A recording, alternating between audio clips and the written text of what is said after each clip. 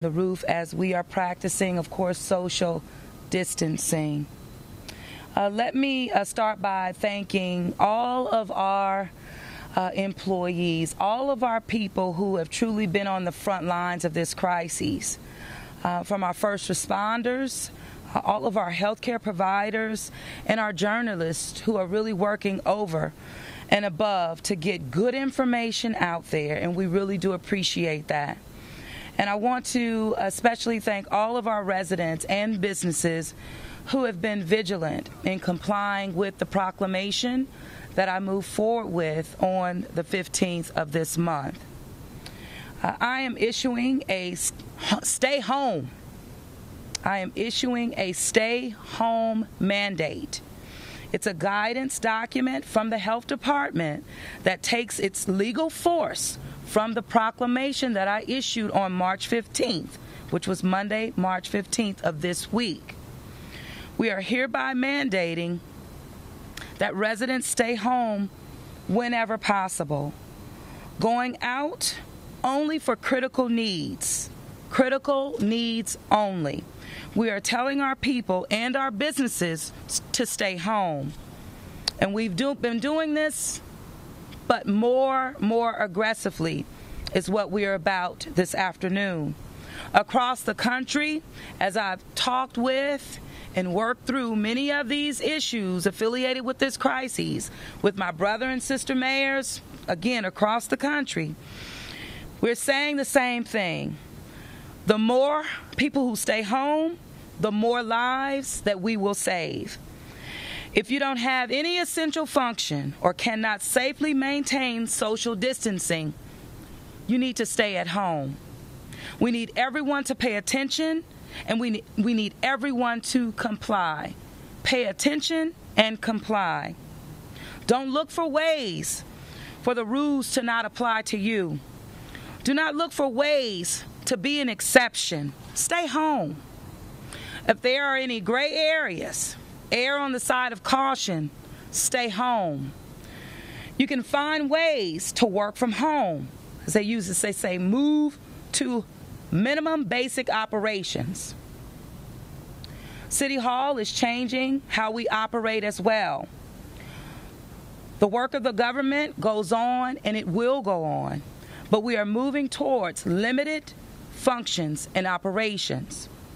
Again, we are moving towards limited functions and operations.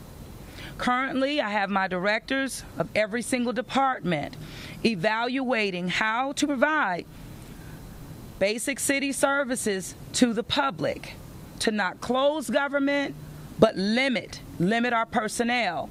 That's what we're working on and working towards. We are evaluating expanding our civil leave policy. We continue to look at all options to keep payroll moving and keep the city government rolling and also solvent. As I came to you not too long ago, I talked very specifically about the impacts to our operating budget, especially as we relaxed the remittance of sales tax to the city, which the deadline is today. But understanding, relaxing those requirements, it means that we will take a significant hit to our operating budget, which is primarily made up of sales tax revenue. So we're depending on our data and our cash position to determine the steps that we will take as government, but continuing to serve our residents and providing basic city services. As we make changes, we expect businesses absolutely to do the same. Find ways to perform the minimum basic operations and keep people at home. Critical businesses are expected to remain open, which are and have been embedded in the proclamation that was issued. Healthcare providers, groceries, pharmacists, takeout and drive-through restaurants, construction and infrastructure work, banks, news media, all of these are spelled out in the guidance document that we are releasing this afternoon. We want to take this opportunity to thank all of our restaurants, the many of them, for their compliance and for their efforts of doing the right thing, while they're also focusing on keeping their employees employed, providing to-go meals for laid-off employees. They're doing this. Some restaurants have not heeded these restrictions, and make no mistake about it, we have been enforcing, and they're subject to losing their permit to operate in the city of New Orleans. That can go beyond the crises of COVID-19. Complying with these mandates is the only way to help flatten the curve, and we have yet to see our curve. Restaurants are essential services for our residents as well, who rely on them from day to day. We understand that. Industry workers actively performing their duties will be able to travel to and from work, even with the RTA limiting to essential travel only, which is aligned with our workforce. We expect restaurants to follow these guidelines, limit gatherings, and ask guests to call ahead as relates to takeout. Walk-up ordering is not permitted. Don't allow guests picking up food to be congregant, to create these gatherings. We have to take care of our people, and we have to take care of each other.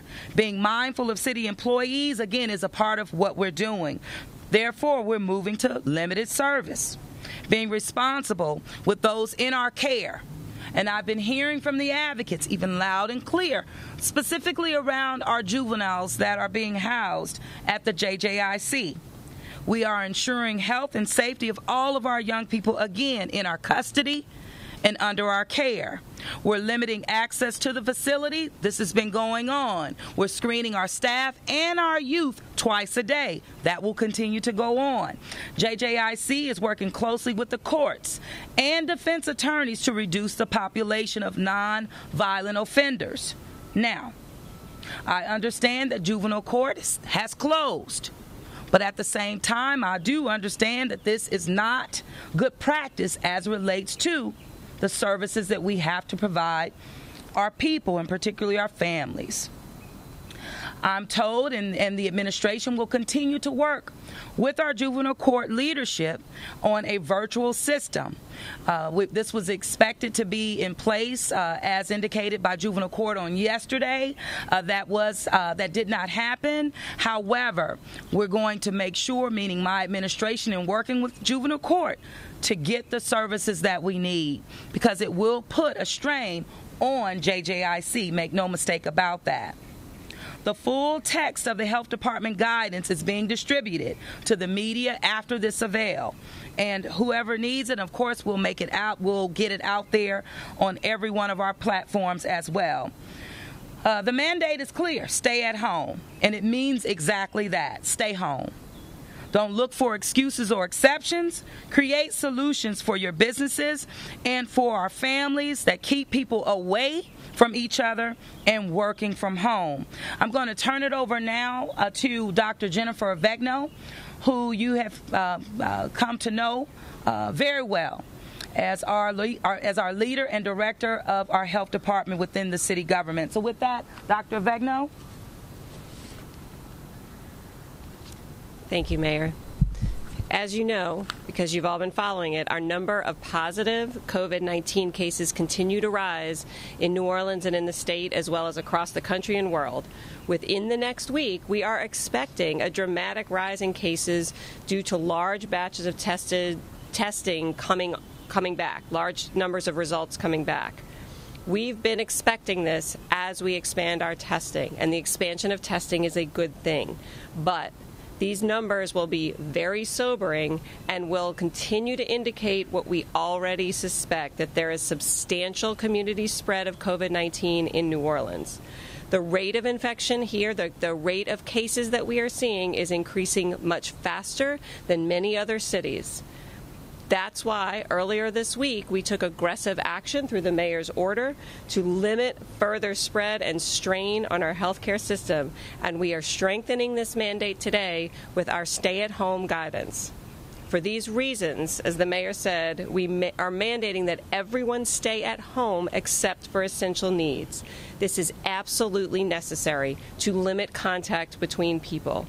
Do not leave your residence except to fulfill essential needs like getting groceries, go to the doctor, working in an essential service. Do not host gatherings at your home. You can go outside for recreation, and we know we all need to blow off some steam, but do not do so in a group, and do so in accordance with our social distancing requirements. Remember, essential businesses will remain open, so there is no need to rush to a grocery store or pharmacy. For businesses, if you cannot perform your function without touching people, you should be at home. I can't stress this strongly enough. I am proud to announce today that New Orleans was the first city in the nation to roll out a federal drive-through testing pilot program. This is a program led by the U.S. Department of Health and Human Services and implemented by the state and the city. Through the pilot, we have 2 drive-through sites in Orleans Parish, with a 3rd site in Jefferson Parish coming online soon, and fantastic cooperation between parishes and within the state. You've seen field medics with the Louisiana National Guard here on the ground assisting in the administration of the program. Per the guidelines set by the feds, the testing sites will initially focus on our symptomatic healthcare workers and first responders who are working around the clock to provide care, compassion, and safety to our residents. It is our intent that the criteria will soon be expanded to include additional symptomatic high-risk residents. I cannot thank our team at the Health Department, at the New Orleans Office of Homeland Security, the National Guard, the state, the governor's office, everyone in between.